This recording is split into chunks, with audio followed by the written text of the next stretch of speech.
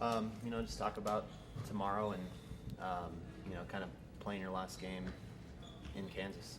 In terms of the whole, going home stuff, it's nice, but at the same time, it's just Kansas is. I grew up watching KU play basketball and all that good stuff, and they've always had great players, and they're a great program now, and Coach Self has done a great job of. Some people say he's going to have a down year, and I don't think he believed that for a second, and I know there's some people around here, especially in our coaching staff, who didn't believe that for a second, just because they know the kind of players he always recruits and the kind of guys that play there. But at the same time, it's an opportunity to win. It's a game, and we're going to go there. We prepared the last couple of days, and we're going to be ready to play, and we're going to get after it defensively and see if we can, especially these last 5 games, see if we can mess up some people's seasons. What are your emotions, though, returning home for the last time as a collegiate basketball player? It's not really for me. It's just another game. Honestly, it's like I said, it's a good opportunity to kind of play and mess someone's season up. Right now we're peaking, I think, at the right time, especially defensively. A win-loss record wouldn't record or display that, but at the same time, I think letting up 47 points at home in the last couple of games is something that we haven't done in a long time. Or ever. So it's kind of nice to be going in there on a roll right now. But in terms of just how emotionally and personally I feel about it, it's just another game, honestly. Can you talk about the atmosphere at Fog Allen? It's a good atmosphere. The student section, they do a great job of getting out there real early and kind of trying to get in your head and stuff like that. And how old the gym is, and as soon as you get there, you walk through the little Hall of Fame and stuff like that. So it's a great atmosphere, and it's definitely a good college atmosphere. It's something that it rivals United Spirit Arena, and and we have the potential to be right there. And we've shown the Lubbock community has shown just as much a passion for the game of basketball as anyone else has. So it's a great place to play, but I'd much rather be here. How important is it to get out to a fast start and take the crowd out of it early? I think it is as important as it is. There's always, KU's no quitting team. They'll fight back any way they can. If we do get out to a fast lead, there's no game over. And just like we saw at the A&M game the other night, we can't. If we do get out to a fast lead, we can't slow down. We got to keep the pace. We got to.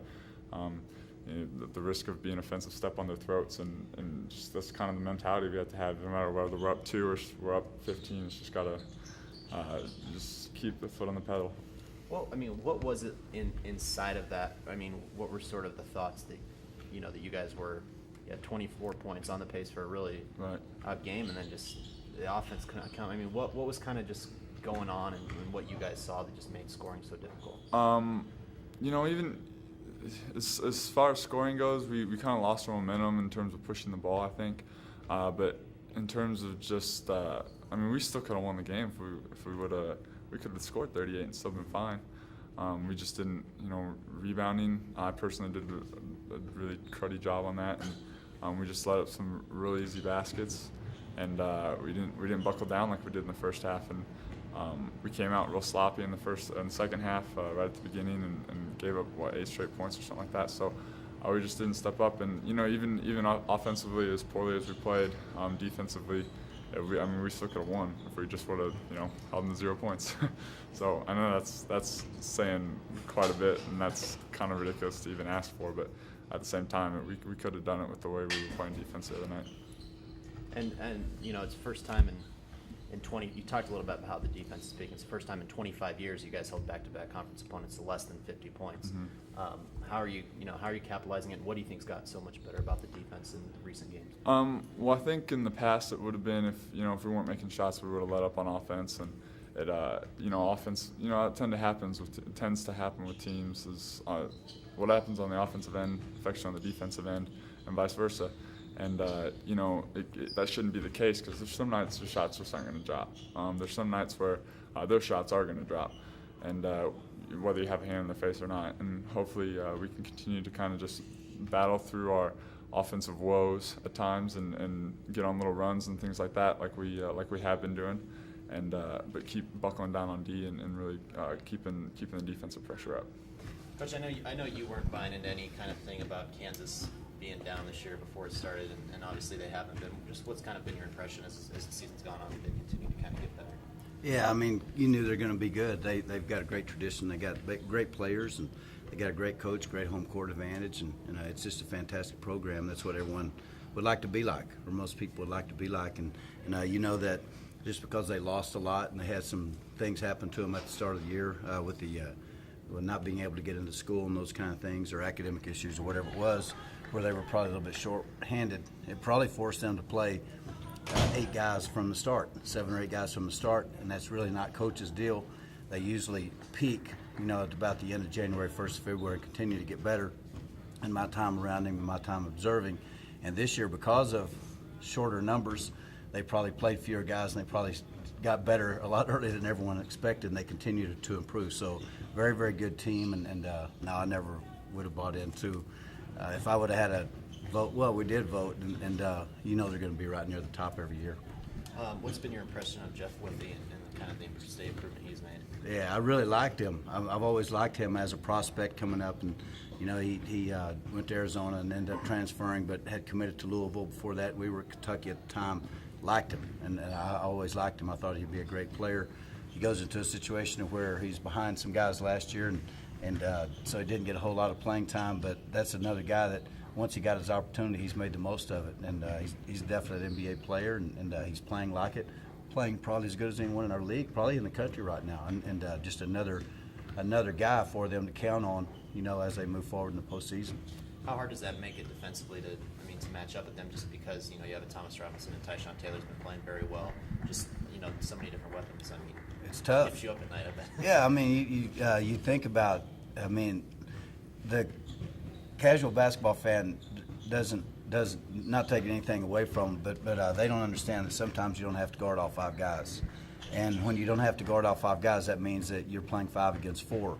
Well, because of Whitby, you can't play 5 against 4, and because of Relaford's improvement, and then the other players that you already knew about. So you have to play 5 against 5 against the best teams. Definitely Kansas is one of them, and Whitby's improvement makes it even more difficult. And you have to guard him. And he's always been a defensive force because of his length and size alone, but he's really turned into another offensive weapon for them, and that's why they're one of the better teams in the country. Defensively, I mean, it seemed you guys, 25 years since you held back-to-back conference opponents under 50 points. But what in your mind has been sort of the key of the improvement that you guys have made on that end of the floor? Well, when you give up 47 twice at home, you should win both games, and that's a disappointing part. The promising part, though, is how tough they've gotten. I mean, when you talk about where we were at the start and where we are now, as far as toughness, it is like infinite improvement. And so that's the thing that. And I don't only think that that's been good for us now, but I think it's going to really bode well for us in the future, because I don't know if they knew exactly how tough you had to be to win a Big 12 conference in the Big 12 conference. I think they thought you could kind of just play soft and be okay, and you can't do that. And we're not nearly where we're going to be, but they've improved infinitely in being tougher. They've understood that there's a defensive chemistry as well as offensive chemistry, and our offensive chemistry still lacks a long shot, but our defensive chemistry has gotten much, much, much better, probably because we're playing a few shorter numbers, but every single player on our team has improved dramatically defensively as far as being able to talk, being able to communicate with their teammates. We've done such a better job of not fouling the last 2 games, and we just haven't given 20. We only got 2 foul shots ourselves the last time, and that's a lesson for us to learn. But we've just done such a better job of keeping the opponent off the foul line. Now our next 2 games will definitely test us in that, and so hopefully we'll have made some great improvement in that as well, and the improvement will continue. But we've improved in every single area. We had really gotten to where we have a much better defensive rebounding team until the second half the other night, and we probably got a little tired, but I just didn't think we got it done. They got 20 offensive rebounds, and that was the story of the game, and we still only gave up 47 points, so that tells you. In Oklahoma, I know they wanted the record to be better. Texas A&M wanted the record to be better at this point, but those are good teams, and they have good players, and so I'm very, very proud of where we are defensively, and it'll be a big test tomorrow against Kansas, but you have to keep on making those steps. Can you talk about a little bit about the atmosphere at Fog Allen, one of the most respected venues in college basketball. Yeah, it's a lot of fun in there. I mean, it's fun. I've watched it as a fan and as a visitor of Coach Self, and when I wasn't coaching, and their fans have fun when they go to the game, and they usually have a reason to have fun because they have such a good team to watch. But they have fun. They enjoy their time. I was thinking this morning, there's a few places in the country where the fans go to watch their team no matter who they're playing, and that's one of them. And it's not because so-and-so's coming to town. They go to watch their team play, and whoever happens to be scheduled that night, they're going to enjoy the game. And it's a very difficult place for an opponent to go and play. And that would be indicated by the record that they definitely had at home over a long period of time. But it's a great venue to play. Everybody gets new facilities and all those kind of pretty things. And I hope that they never tear Fog Allen down. I hope they continue playing there for the rest of time, because to me it doesn't get any better playing there. Robert's going to play in County Kansas for the last time. What has been kind of your improvement when you talked about toughness? It seems like to the naked eye that he's been a lot tougher underneath, and maybe just finding consistency offensively from game to game is something he's searching for. But what has been kind of your impressions of how he's done here recently? He's done great. I mean, he's improving, and seniors don't improve, but he continues to improve. The reason he does is because he's the most conscientious person I've ever been around. I've never been around someone that all you have to do is tell him to do something, and he's going to try his hardest to do it. He may get it done, he may not get it done, but he's going to try. And if he doesn't get it done, then he's going to feel like, well, I should have gotten it done. And there's not too many human beings on the face of the earth that are like that in any respect. So as far as respect goes for a player, my respect for Robert's off the charts. I want him to have great success all the time because he deserves it.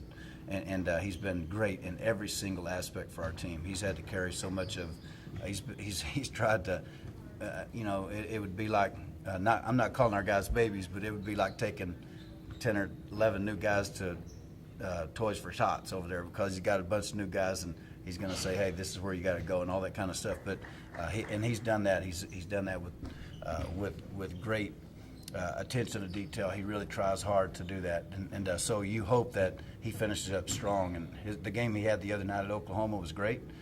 He played very well at the start of the game against Texas A&M. He got tired. He had missed practice the day before because he was sick, and I had to force him out of practice. He doesn't want to miss no matter how bad he feels, and it's just another thing about his toughness. But he's come a long ways, and we haven't helped him enough. We haven't set him up for easy baskets and those kind of things, same as with Tolbert. But he's been great, and you hope in these last 5 games and then the conference tournament, and as he finishes up his career, you hope that he has nothing but the best.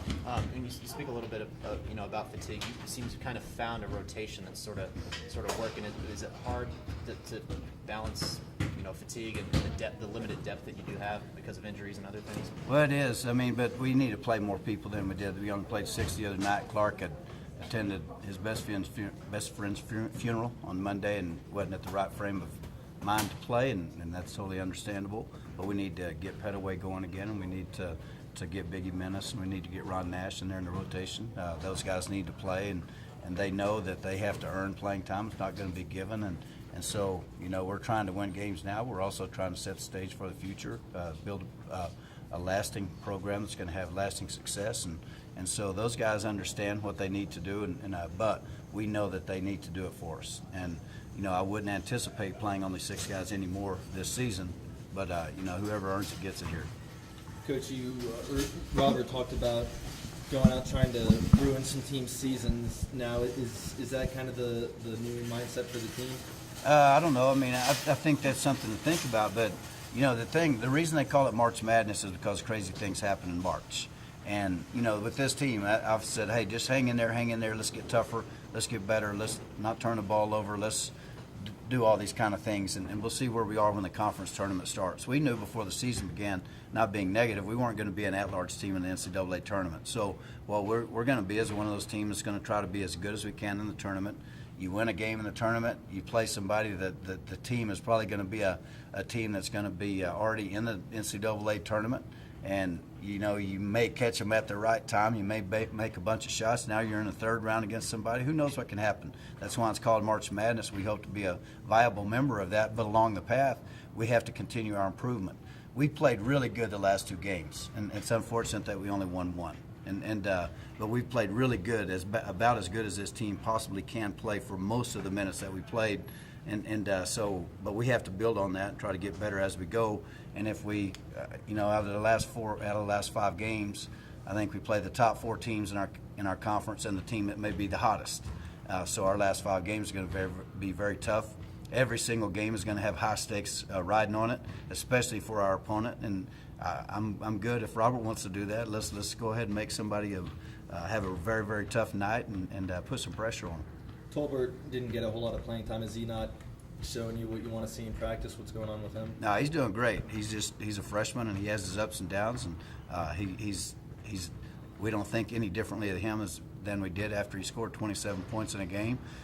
He does need to be more consistent, just like most young players do. Don't have any doubt that he's going to get it done.